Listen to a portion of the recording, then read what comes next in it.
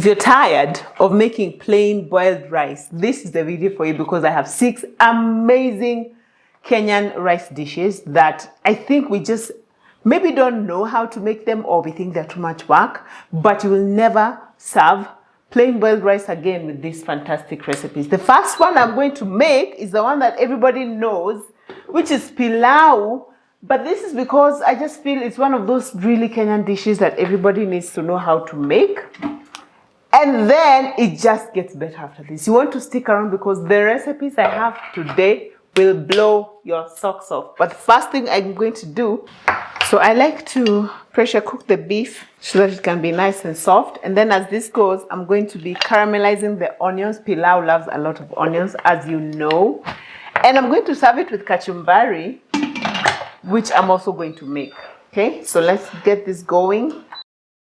The reason why I've decided to start with pilau is because for most of us, and I used to be like this as well, I used to think there are only 2 types of rice I can serve. It's either I'm making plain boiled rice or pilau. And pilau has this thing of being very intimidating for a lot of us. So then I was just like, okay, then we're just gonna boil rice and boil rice and boil rice. So I just want to show you guys my very simple recipe. I don't use the whole spices anymore. A lot of people say, oh, this is the only way to make pilau. If you're using the store-bought pilau spice, oh, it's fake, it's not real, it's not tasty. But you know what? That kind of thinking has kept a lot of us away from making pilau for long enough, okay? So it's high time we make it more accessible and easier for the rest of us. So I use store-bought pilau mix, which is absolutely just fine. If you're able to use the whole spices, more power to you. But if you are not, imagine it's okay. It's fine. Pilau is pilau. Some people say, oh, don't use tomatoes. I prefer to use tomatoes. I even use tomato paste when I have it. There is no hard and fast rule about these things, okay? I love pilau. I found the process of boiling the meat first and then frying it with the onions until it goes brown really gives the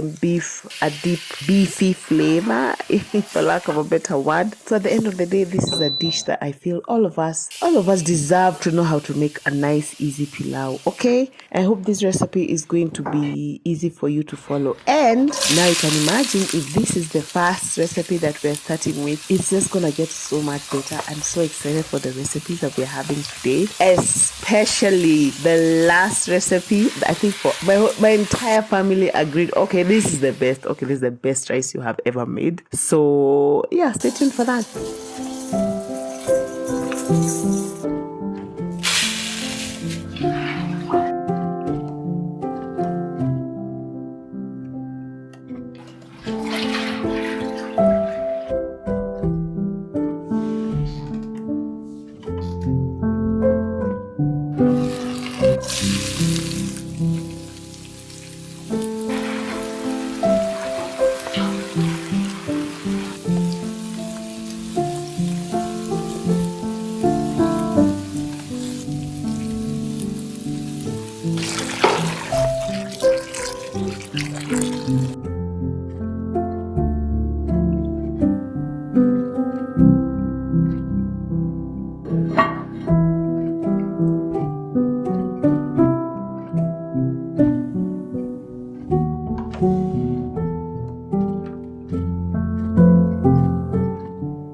Okay, tell me if this does not look absolutely delicious. My family devoured this meal. We loved it. Pilau is a great rice dish to make.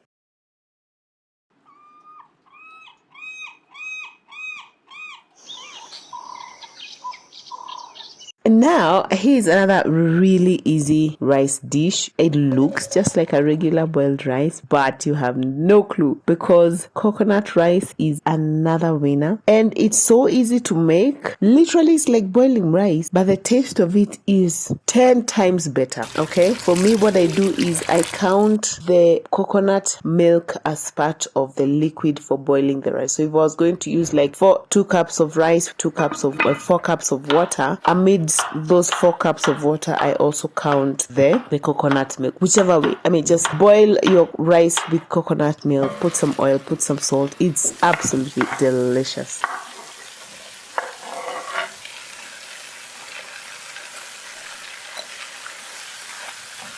And of course, I'm serving this with madondo because hello, the taste of just rice and beans, but coconutty. It's such a Kenyan taste, I think, if you ask me. It's so amazing.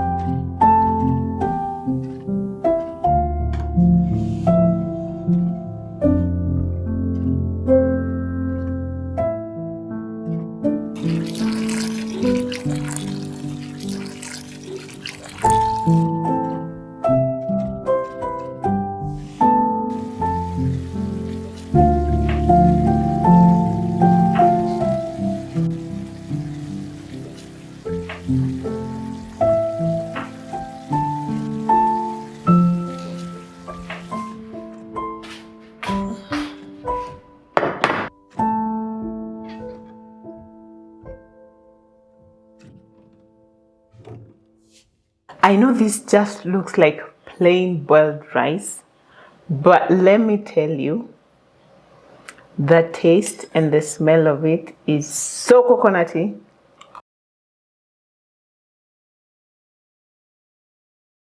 It is so delicious. It is so good. And when I'm serving coconut rice, I don't put coconut cream in the beans as well. I think like that would be a bit too much. So the beans are plain so that we can enjoy the coconutness of the rice. You can literally, for me, I could eat this rice just on its own.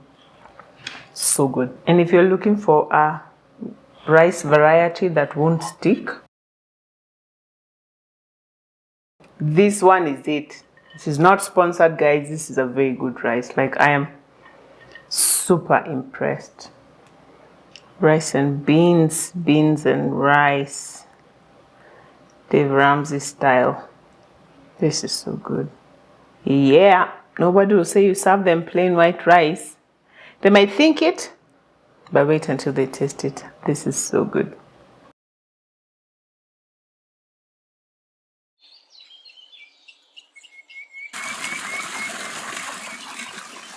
So I just spent an entire day at the salon. We got there at 10. I was so sure we'd be done by 2 o'clock. We were finished at 5. Me and my short hair. I know yesterday my hair was looking a bit, So I went back, did my nails, did my hair, did everything. Took forever. Thankfully, the rice dish that I'm about to make is a very quick rice dish. We've already pre-soaked our green grams. Then we've already pre-boiled the rice, so that's done. The dengu is not boiled, but you know it boils.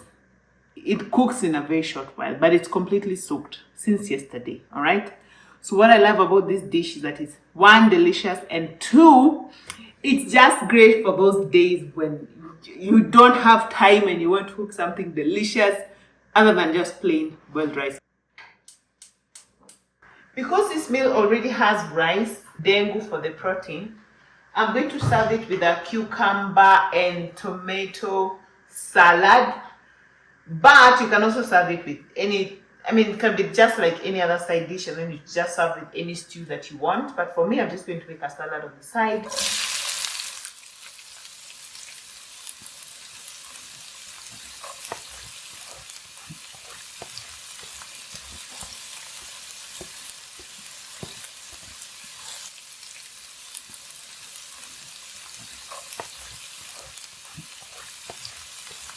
So as I said, here we have these dengus, green grams. We've already soaked them for 24 hours, so that should cook very fast. And then here I have my rice, which is boiled. So this should work very, very fast, okay? Shout out to my nail technician who did an absolutely fantastic job. Anyway, those are side shows. Let's continue with the food.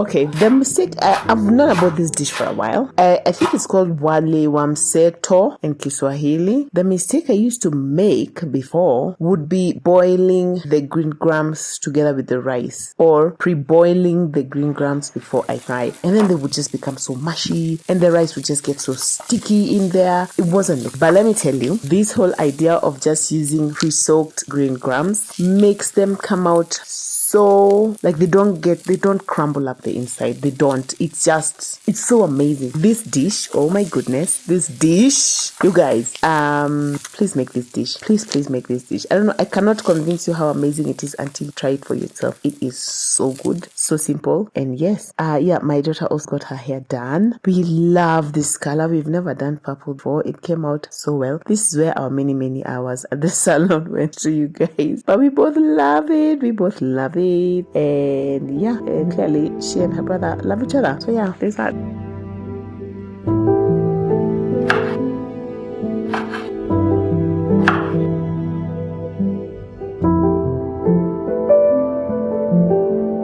So this wali wa mseto is just one of those dishes that I think you'll just only appreciate its amazingness once you've tried it for yourself, okay? And the fact that the green grams are so whole and not mashed up on the inside makes it so, like, it, for me, I feel like it is a complete meal. I mean, just look at it. It is a complete meal if you ask me. I wouldn't even want to serve it with any other tea, but you can, as I said, you can if you, but please, I beg you, try this recipe. You will love it.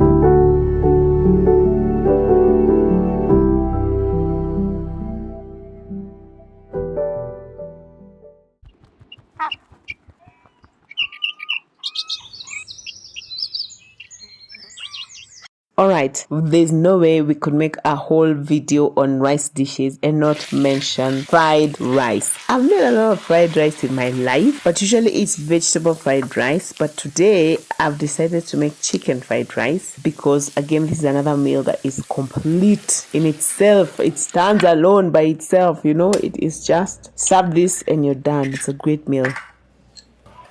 I used some chicken breast, which I fried until cooked through and nice and golden, and I've set that aside. And then now I'm frying some eggs because protein is key, you know, and I'm going to set this aside as well.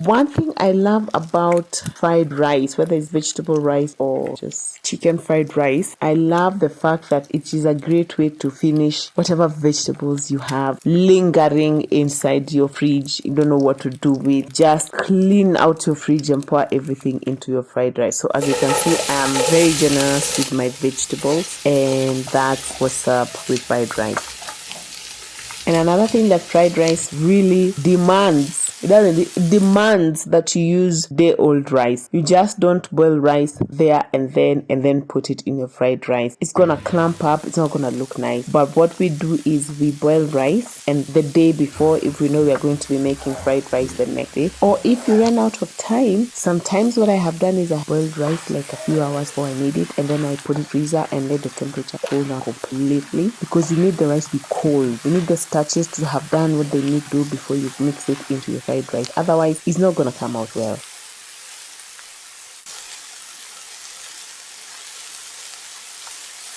Another thing is you can just use soy sauce, and that would be okay. But if you want to take it a notch higher, I've used soy sauce, and then I used some oyster sauce, put a dash of sugar. Let me tell you, this really gives it that authentic Chinese flavor. It is so good. And of course, because of the soy sauce, I don't put so much salt, because you guys know soy sauce is salty. Unless once I've put the soy sauce and I taste it and I find that it's still not as salty enough. But let me tell you, this is legit. This is the real deal.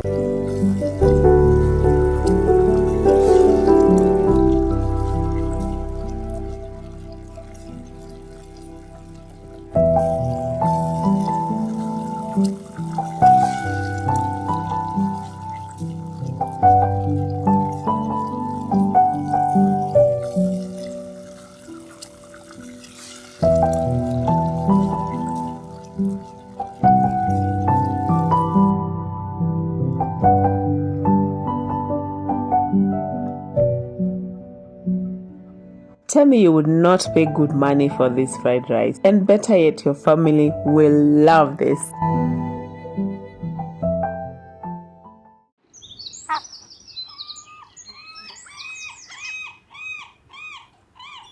What I want to make now is a very simple but one of my kids' favorite rice dishes, which is rice with raisins. What's not to love? Raisins are sweet and kids will just eat any kind of anything that has anything sweet, okay? So I put this recipe here to show you that not all fancy rice dishes have to be super complicated. Like this one is just so easy. And I'm planning to serve this rice with a lentil stew on the side. So that's what I'm doing right now. But the rice with raisins itself is so easy.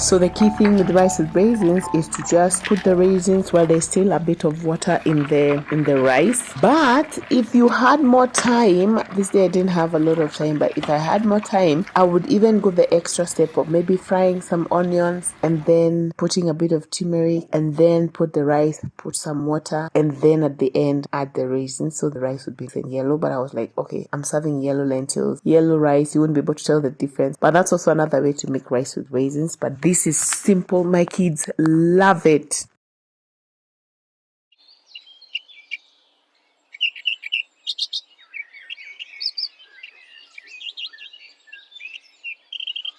So today for dinner, I want to make Swahili biryani rice. And this is because biryani is one of my most favorite Swahili dishes. But I also find it to be very hard. Like I've never tried to make it before. So today is when I'm going to make it for the first time. I've gone through some recipes here. I've picked out the one that I thought is going to work out the best. But I don't know. I don't know how it's going to come across. I don't know if it's going to work. But I'm very optimistic because I have this Swahili friend. I'm refilling my spices. And every time I go to visit her and she asks, okay, what do you want? I'm always like biryani rice. Just biryani. Just chicken biryani. I know there's chicken biryani, beef biryani, lamb biryani, everything biryani. So what I want to make today is chicken biryani. I'm going to need all these spices, so that's why I am refilling them. And then I'll show you what to do. And it's kind of interesting because I'm going to be making the rice and the chicken separate because I always assumed that they're made together. No, I'm going to cook them completely separately and then I'm going to layer them. And then you can either cook them on the stove top once they've layered, or you can bake them in the oven. I'm more partial to the oven, so we'll see how that will go. But the first thing is I make the chicken. Should I start with the chicken or with the rice? Which one came first, the chicken or the egg? I don't think it makes much of a difference anyway. So I'm just going to make it and then we're going to have it for dinner. I mean, I've made chicken masala before and I love it, just the stew. I think the thing I'm feeling I don't have a lot of confidence in, most nervous about, is the whole layering process. I don't know how it's going to come across, but let's learn together. It's going to be fine. I mean, what could go wrong? Famous last words. I love biryani rice. As I've said, it's just one of those dishes that you serve people and before they even taste it, they just say it's biryani rice and they know that you have spent hours in the kitchen for them. So already it communicates love and care and commitment and dedication and all those nice nice words. Because the recipe, I don't know how those ladies at the coast do it.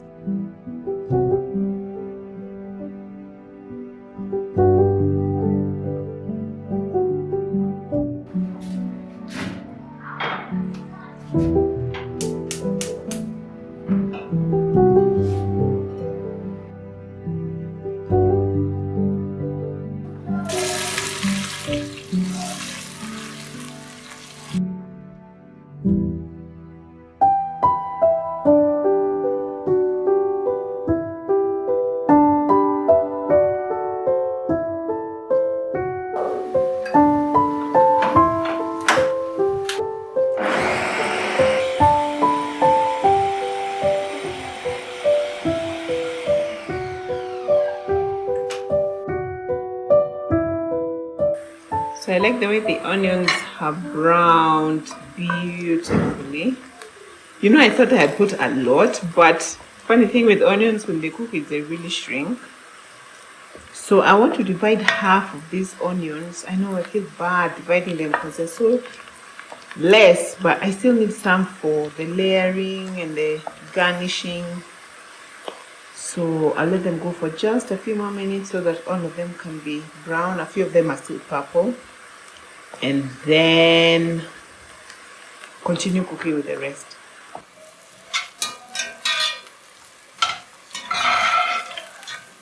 You know, I've had some comments people say that I don't let my onions cook through all the way.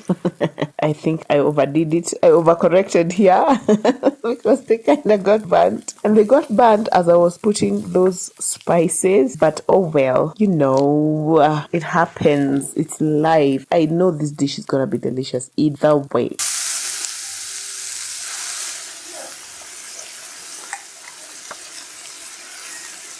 The blend of spices, I feel, also give it such a rich taste and flavor. So you can't just make biryani rice and go like, oh, you know me, I don't like spices. It's not going to taste the same. I don't think it's going to taste the same. So I made sure I used the right amount of spices.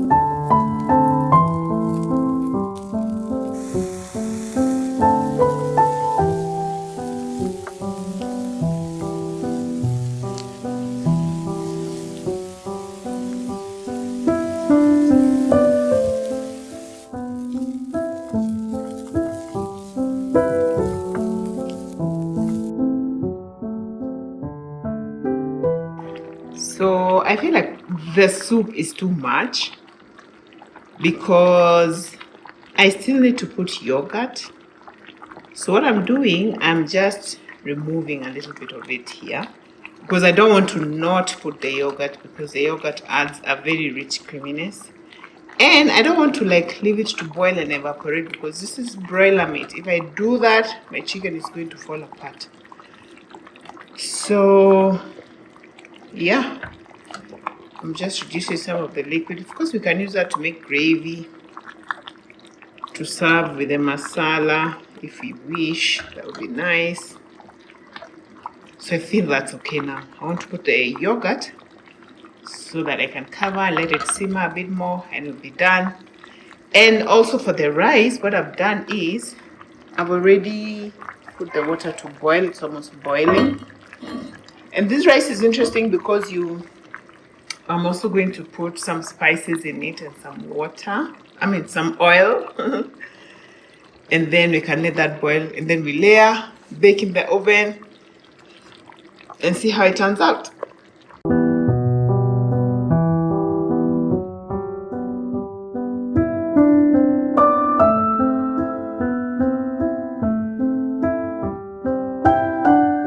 So one of the things that I really don't want to happen is the chicken just falling apart. So I feel like it's done. I just want to taste, see where we're at in terms of salt.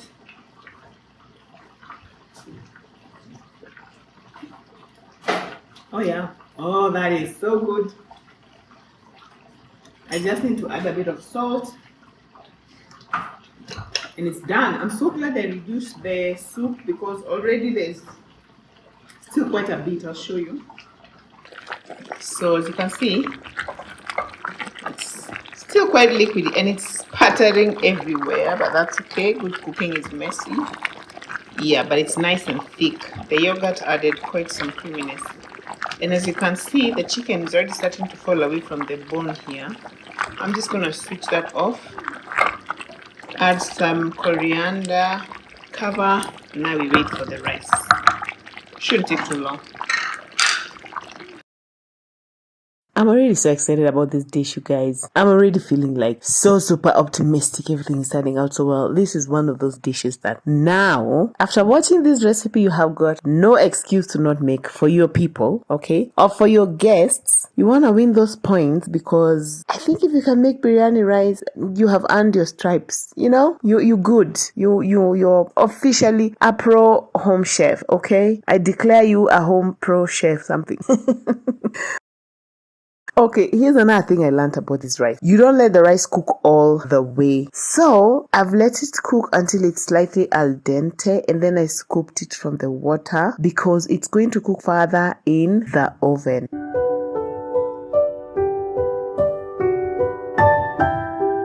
So while layering, I put just a little bit of the sauce at the bottom, prevent burning, and then put the rice. Again, remember the rice is not completely cooked through. And then I've mixed a little bit of, what do you call it? Food coloring, orange or yellow. It's part of the package. It's part of the package, okay? Don't come for me. I did not come up with this recipe, but I'm pretty happy with the color. Oh, and then before putting the chicken, a few blobs of butter, the recipe said. But in hindsight, I don't think I would do that anymore. I don't think it's that necessary. Of course, it adds a really nice buttery taste, but yeah, you know. And then chicken, and then rice, and then food coloring, and then onions. Boom, bam, boom. Already, I'm super excited about this.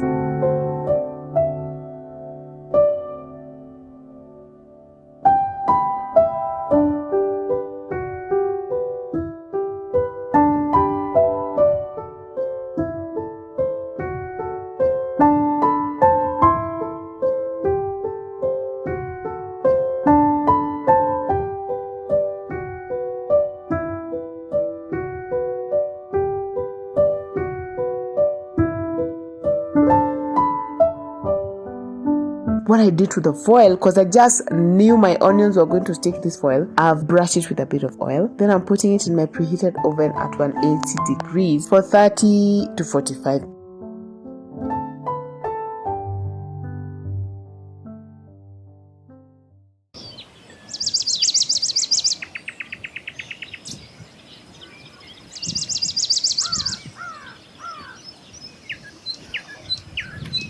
Yes, please. Okay, give me my badge for a pro home chef, because absolutely this looks like something I would pay good money for. Looks like something I have already paid good money for in my life.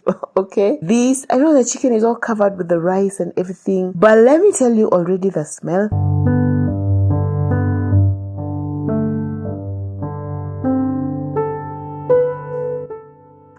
Oh, and this gravy that was a mistake turned out to not be a mistake. This meal, perfection, 10 out of 10. The gravy, my kids actually loved the gravy more than they love the biryani chicken rice, and I can't blame them. Amazing. Please try these recipes. Let me know which one is your favorite. Let me know which one you already knew how to make and which one you have just learned. And if you want to see more recipes, check this playlist over here, and I'll see you over there. Bye.